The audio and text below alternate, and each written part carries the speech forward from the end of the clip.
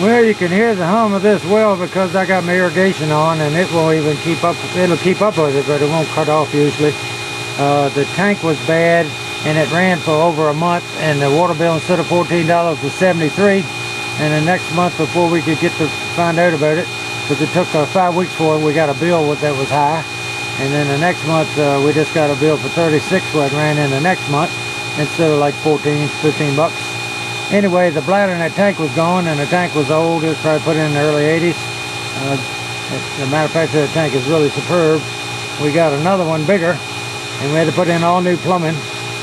And we kept having trouble with the fitting in the top of the pump, actually getting heat to it and expanding, and it actually blew one out a couple of years ago, and it was leaking from a fitting where it was glued. And I talked to a friend of mine, and he said the best thing you can do is put an 8-inch galvanized pipe on the supply side of the pump and a coupling, and put your fitting to hook up to the PVC there, and it won't have the heat in it to melt the PVC. So anyway, we had to put in all new valves down there, and new lines, and new galvanized pipes and tees, and we bought the high-dollar PVC union, so it's anything happens to it, it's easy to take apart and replace and fix. You see a union down by the tank and one up here by the top. So we can take that whole line out if it's broken and just put a coupling in it and repair it. So right now it's running almost to cutout time, but my wife is watering with the hose and we're running irrigation.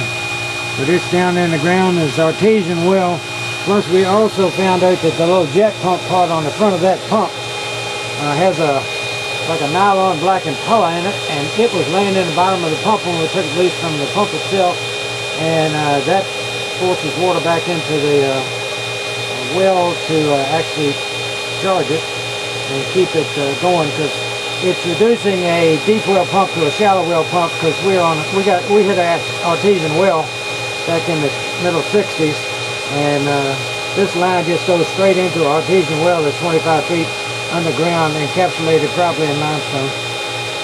But anyway, everything's running pretty good now after we replaced everything. And that's some of the little things I do when I'm not working in my garden. But it's humming along pretty good now. All we have to do is get 3 or 4 people down here and put this lid on. I'm going to back up here. This is a heavy lid made out of a lot of wood and shingles. And what we do is we put a 2x4 over there and screwed in with deck screws. We took this one down just so we could work.